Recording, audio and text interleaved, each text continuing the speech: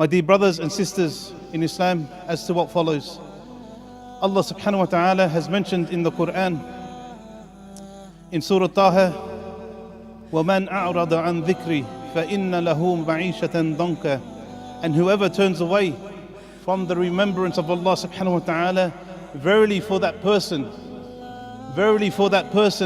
he will have a hard life.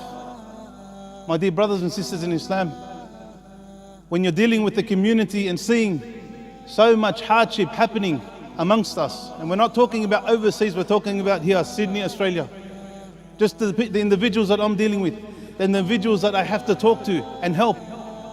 You see so much hardship, you see so many problems, but I ask you all by Allah subhanahu wa ta'ala, is it due to us forgetting Allah subhanahu wa ta'ala?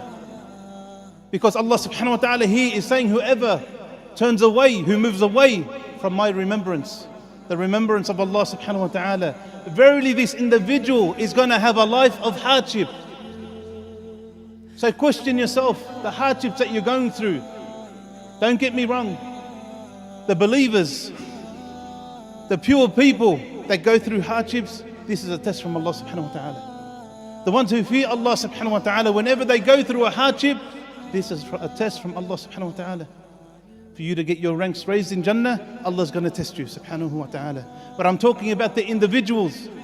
I've been sick since Ramadan, and I had the opportunity to sit amongst you in the crowd, especially during Jum'ah. It hurts me when I'm seeing individuals come to the Masjid for Jum'ah to benefit, and you see individuals falling asleep. They're sitting on the walls, falling asleep, while the remembrance of Allah subhanahu wa ta'ala is happening, regardless of the imam or the shaykh that's in front of you. This is the remembrance of Allah subhanahu wa ta'ala, and you need to wake up. Remember, whoever moves away from the remembrance of Allah, Allah's going to give you a hard life. So we come to Jummah and say, you know what, my obligation of coming to Jummah has been lifted off me, I don't have to care anymore. But when you come to Jummah, you're supposed to benefit from the reminders that you're getting. So don't misinterpret it, I just have to sit in the masjid, fall asleep for half an hour while the imam is up there, so you get up and pray and then leave. And how many Muslims, this is the only time you come to the masjid during Jummah. You come, and by Allah subhanahu wa ta'ala, these two eyes have seen it in this masjid. Brothers on the telephone, going through their Facebook or whatever it is. You're here to remember Allah subhanahu wa ta'ala. Then we want to question Allah. Oh Allah, why are you doing this to me? Because you moved away from the remembrance of Allah subhanahu wa ta'ala. And this is not my words, this is the words of Allah subhanahu wa ta'ala. And then Allah subhanahu wa ta'ala goes on, وَنَحْشُرُهُ يَوْمَ الْقِيَامَةِ أَعْمَى. And we shall gather him on the day of judgment, these people who reject the remembrance of Allah. On the day of judgment, blind. And this is the part which really gets interesting, because now there's a conversation. This individual on the day of judgment questions Allah subhanahu wa ta'ala. He speaks to Allah subhanahu wa ta'ala because he's shocked. He was in this dunya able to see, and he's resurrected blind. So now I want you to question yourself. Do you fear Allah subhanahu wa ta'ala enough to keep the remembrance moist on your tongue, in your mind and within your actions? Imagine being brought up on the day of judgment blind. قَالَ رَبِّي لِمَا حَشَرْتَنِي أَعْمَى. This individual says to Allah subhanahu wa ta'ala, oh Allah, why have you resurrected me blind? وَقَدْ كُنْتَ بَصِيرًا. Because in the dunya I was able to see, I had sight. And the thing is, none of us here reject Allah subhanahu wa ta'ala. None of us here go against the religion, but in our actions it's totally opposite. We say, Ashhadu an la ilaha illallah wa ashhadu anna Muhammad Rasulullah. Oh Allah, I believe in you, and I believe in the Messenger sallallahu alayhi wa sallam. Words, we say it. In our hearts, we believe it. But within our actions, it's not there. And your iman is not complete, my dear brothers and sisters in Islam. You have to say it, state it with your tongue. You have to believe it in your heart, and you have to act with it upon your limbs. How many brothers and sisters do we know that don't pray? How many Muslims say I'm Muslim and they don't pray their 5 daily prayers? Every single one of us know of these individuals. Maybe in this dunya you're getting away with things, but wallahi on the day of judgment when you face Allah blind, what are you going to do? And Allah subhanahu wa ta'ala goes on in this surah, قَالَ كَذَلِكَ أَتَتْكَ آيَاتُنَا فَنَسِيتَهَا وَكَذَلِكَ الْيَوْمَ تُنْسَى. And Allah subhanahu wa ta'ala will say like this, our ayat, Allah subhanahu wa ta'ala revealed verses to you. He revealed to all of mankind, so no one has an excuse. At this time, nearly every person in the world knows about Allah subhanahu wa ta'ala, knows about Islam. Just like you've forgotten about our words. Today, on the day of judgment, you're going to be forgotten. That day that you need Allah subhanahu wa ta'ala and no one else. That day that even the Anbiya, the prophets and messengers are running around and being scared. Allah subhanahu wa ta'ala is going to reject you. He's not even going to look at you. He's not going to think about you. So you need to keep Allah subhanahu wa ta'ala in your mind, my dear brothers and sisters in Islam. It is crucial for you. So the question is, what's taken our hearts away from the remembrance of Allah subhanahu wa ta'ala? If I ask each and every one of you, you're going to get different answers. But this dunya is taking our hearts away. It's clear. Because when you talk amongst the people, it's not about Qala Allah, Qala Rasul. It's about the dunya. Brother, I have to go back to work after the Jummah. The khatib takes too long. Brother, I have to do this, I have to buy this, I have to do this and that. It's all about the dunya. So the dunya has attached our hearts and it's moving us away from the remembrance of Allah subhanahu wa ta'ala. It's blinded us. It's made our hearts have cancer, subhanallah. It's moved us away from the essence where Allah subhanahu wa ta'ala has said, وَمَا خَلَقْتُ الْجِنَّ وَالْإِنسِ إِلَّا لِيَعْبُدُونَ. Allah subhanahu wa ta'ala did not create us for anything else. Nothing. Humans and jinn. The only reason Allah created you and I was to worship Allah subhanahu wa ta'ala. My brother, don't sit there and say, I have to work. Make your work ibadah, so you're worshipping Allah subhanahu wa ta'ala. Go out, but don't forget Allah subhanahu wa ta'ala. It hurts so much when you hear about brothers say, work is one thing and the deen is something else. When I go to work, it's work, Habib. I need money. I don't care if I lie, if I cheat. Every part of your life has to be lawful to Allah subhanahu wa ta'ala. Don't sit there and play games with Allah subhanahu wa ta'ala. Wallahi, there's not a speck that you do that Allah subhanahu wa ta'ala is not going to judge you against on the day of judgment. Everything. The Prophet sallallahu alayhi wa sallam said, now just think about now how Allah subhanahu wa ta'ala thinks about this dunya. He said, the Prophet sallallahu alayhi wa sallam said, if the world to Allah was equal to the wing of a mosquito, He would not give the kafir, a disbeliever, a sip of water. How much has Allah subhanahu wa ta'ala given the kafir in this dunya? The majority of rich people are Muslims or non-Muslims worldwide. Non-Muslims, Allah's given it to them. Why? Because it means nothing. And here we are fighting and fighting and fighting over the dunya, where it doesn't even mean a wing of a mosquito to Allah subhanahu wa ta'ala. So how are our minds, my dear brothers and sisters in Islam? Do we truly understand our creation? By Allah, we don't understand. By Allah. Also, one of the companions, he said, I heard the Messenger sallallahu alayhi wa sallam say, a small place occupied by the whip, by a whip, you know, a whip that you whip with, something so small, if you roll it up, it's so small. The place that a whip occupies in Jannah is better than this whole world, everything, the whole world. Just that little place in Jannah is better than this whole world, my dear brothers and sisters in Islam. So we're walking around like zombies. A few years ago, I went to Hong Kong, yeah? And you see the people there, their faces are blank. You try to say hello, to give them da'wah. They don't laugh, they don't smile, they don't talk to anyone, they just keep walking. I stopped with a person, I said, hey, take it easy. Why don't people here smile? They said, listen, we got work, we only care about money. They worship money. I went into a shop and I said, listen, do you know anything about God? They said, who? I said, God. I go, we worship Allah. Who do you worship? They said, money. I said, Allahu Akbar. We laugh at them, but look at ourselves.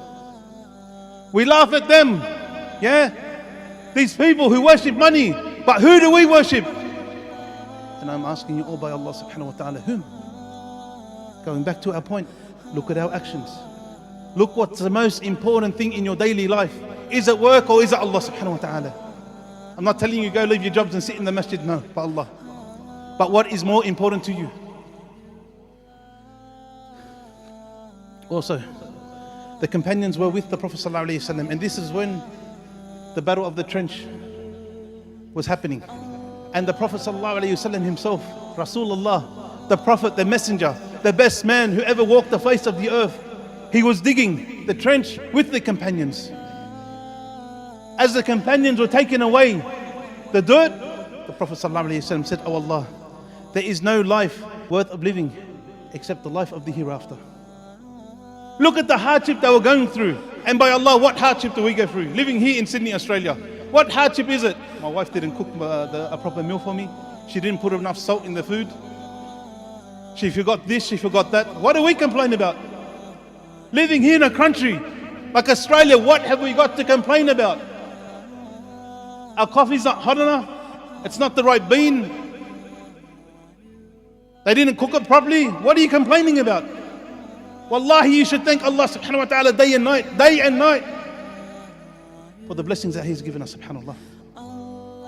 And one day, the Prophet ﷺ, he grabbed Abdullah ibn Umar radiallahu anhu, and he said to him, the Prophet ﷺ said to him, be in this world as if you're a stranger or a traveler. Now, how much are we gathering? How many houses do you want? How many cars do you want? How much gold do you want? How much wealth do you want? The Prophet ﷺ is telling Abdullah ibn Umar, who told us, meaning this message wasn't only for him, it's for the whole ummah. Be in this world as if you're a traveler or a stranger. When you travel, do you take everything with you? Or do you just take that little bag? A few pairs of change, any clothing that you change, and that's it. A bit of money, your passport, and you're off. That's this world, my dear brothers and sisters in Islam. But the Prophet ﷺ also, he said the son of Adam grows old, and also do two things, two desires grow old with him. He said, number one, love for wealth, love for money, and also love for a long life. You notice when you're younger, you do daredevil things, true? When you get older, you start to be careful. Oh, if I do that, I might die. I want to live longer. And you also notice as you get older, you love money more. You don't want to give it out. And the Prophet ﷺ said, by Allah, I am not afraid that you will become poor, but I am afraid that the worldly wealth will be given to you in abundance. And what's happened in this dunya, in this day now? Allah subhanahu wa ta'ala has opened up so much for us. And then the Prophet ﷺ said, and then you might start competing against it. And what's happening now? This brother undercuts this brother. This brother undercuts that brother. This brother ripped off that brother. You start competing for wealth. Like the people who came before you. That's what happened to them. And this is what destroyed them. They're competing for the dunya and not competing for the hereafter. You know the only real time you find people coming and giving? It's in Ramadan. These 10 days of Dhul Hijjah are more blessed than those days of Ramadan. How many of us are doing good deeds within these 10 days of Dhul Hijjah? How many days have you fasted? How much Quran have you recited? How much sadaqah have you given for the sake of Allah subhanahu wa ta'ala? How many good deeds have you accumulated? Or are you just waiting for the day of Arafat and then I'll fast on that day and that's it? We have the best 10 days, my dear brothers and sisters in Islam, amongst us now. We had Tuesday, Wednesday, Thursday, and today's Friday. 4 days. If you've missed out on so much. The best 10 days of the year, my dear brothers and sisters in Islam. The Prophet ﷺ also said, by Allah, I'm not afraid that after me you'll worship others besides Allah, but I am afraid that you will start competing for the dunya, subhanallah. Now, you might be thinking, is wealth bad? Wealth isn't bad, but you need to be careful. The Prophet ﷺ said, if the son of Adam had two valleys of wealth or gold, he would want a third. You're never satisfied. If you're going to live for this dunya, you're not going to be satisfied. If you had two valleys of gold, and we're not talking about my words, you're talking about Rasulullah sallallahu alaihi wasallam's words, who doesn't speak from himself. Allah knows His creation. If you had two valleys of gold, you would wish for a third. And the Prophet ﷺ said, nothing will fill the belly of the son of Adam except dirt. Meaning, the only time you're going to become full is when you end up in that grave. So we need to be aware of this, and we need to fear Allah subhanahu wa ta'ala, my dear brothers and sisters in Islam. Taib, what about Rasulullah sallallahu alayhi wa sallam? If he had a valley of gold, what would he do? If he had a mountain of wealth, what would he do? He said sallallahu alayhi wa sallam, if I had a mountain of wealth, I would not like it to be with me for more than 3 nights. He would give it all out for the sake of Allah subhanahu wa ta'ala. Imagine, I gave you $1 million. What's the first thing you're going to do? I guarantee everyone's running, buying a house. Rasulullah sallallahu alayhi wa sallam, if he received this money, he would give it out. He said, the only thing I would keep back is the money that I have to pay back, the money that he actually owed to other individuals, subhanAllah. Rasulullah sallallahu alayhi wa sallam, and look at us, 2 different minds. And the Prophet sallallahu alayhi wa sallam, one day, Hakim ibn Hazm, he said, Ya Rasulullah, I need some money. The Prophet sallallahu alayhi wa sallam gave him. He came back. He said, Ya Rasulullah, I need some more money. He gave him. A 3rd time, this companion came back to Rasulullah sallallahu alayhi wa sallam. He said, Ya Rasulullah, I need more. And the Prophet sallallahu alayhi wa sallam gave him 3 times. And then the Prophet sallallahu alayhi wa sallam said to him, this wealth is green and sweet. This wealth is green and sweet. In other words, it's alluring. It's nice. When you have it, it's nice. He said, whoever takes it without greed, Allah subhanahu wa ta'ala will bless it. But whoever takes it with greed, Allah subhanahu wa ta'ala is not going to bless him with it. And then the Prophet sallallahu alayhi wa sallam gave the example of a man who eats and never actually gets full. So if you take wealth with greed, you're not giving for the sake of Allah subhanahu wa ta'ala, Allah subhanahu wa ta'ala is never ever ever going to bless you with that wealth, subhanallah. One day Ibn Abbas radiallahu anhuma, he said he brought some water to Uthman ibn Affan radiallahu anhu. And he said that Uthman, he was sitting down and he made ablution, he made wudu in the most perfect way. And then Uthman said, I saw Rasulullah sallallahu alayhi wa sallam sitting in the same spot, making wudu the way that I made it. And then the Prophet sallallahu alayhi wa sallam said, whoever does wudu the way that I do it, making sure that your wudu is 100%. Then he proceeds to the masjid. Then he offers 2 units of prayer, 2 rakat, and sits down and waits for the prayer. This is better than everything in this world. And the Prophet ﷺ said that all his past sins will be forgiven. That his past sins will be forgiven. Now I'm going to ask you about Allah subhanahu wa ta'ala. What better wealth are you looking for? Imagine 20 minutes before Isha. Yeah? You're at home. You make wudu. You come to the masjid a little bit early. You pray 2 units, Tahiyat al-Masjid. You sit down. You don't talk to anyone. Leave it between you and Allah subhanahu wa ta'ala. You sit down in the masjid and you wait for the prayer. All those sins that you committed, all your sins that you committed, Sahih Bukhari, will be forgiven. Do you want any better wealth than that? This will take you 20 minutes, depending on how far away you live from the masjid. Maybe half an hour, maybe 10 minutes. Why aren't we looking for these opportunities? Wallahi, this is wealth. And this is what I recommend for you. Come back to Allah subhanahu wa ta'ala. You know Aisha radiallahu anha, the wife of the Prophet sallallahu alayhi wa sallam, she said a complete month would go past and we would not light a fire for cooking. Meaning your Prophet sallallahu alayhi wa sallam would not have a cooked meal for a whole month.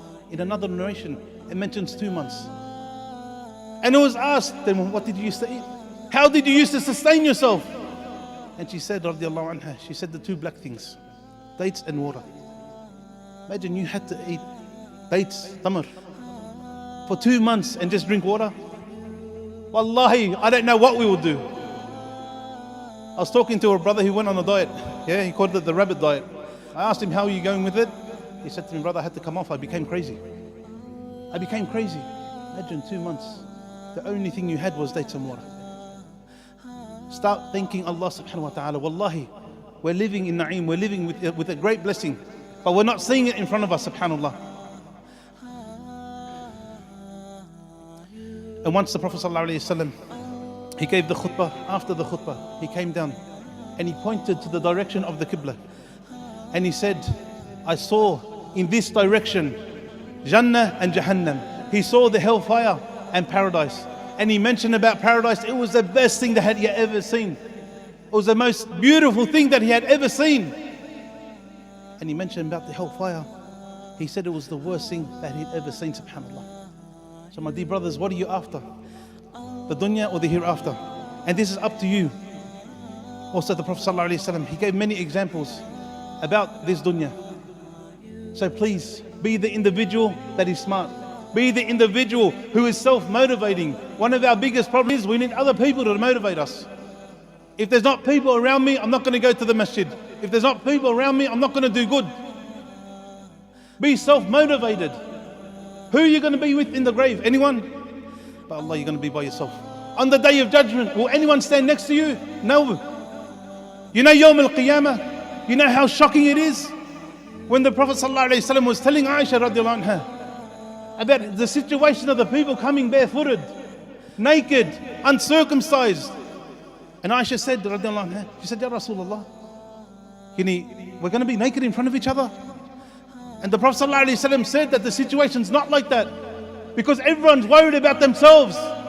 In another narration we find the Prophet ﷺ saying that the people will be sweating so much that the sweat will go under the ground 70 cubits and people will be drowning in their sweat. This is not just a fairy tale. And this sweating is coming from the deeds, whether they're all bad deeds. And you can ask yourself, how many bad deeds are you committing daily? How many sins are you committing daily? And this is up to you. And the thing is, there's no rest period. In the dunya, it's hard. In the grave, it could be good, it could be bad. It's up to your deeds. On the day of judgment, it's hard for everyone. And the thing is, and I'm going to finish with this. On the day of judgment, Allah subhanahu wa ta'ala brings a white ram. It's presented to all of humanity and the jinn. The people of Jannah are there and the people of Jahannam are there.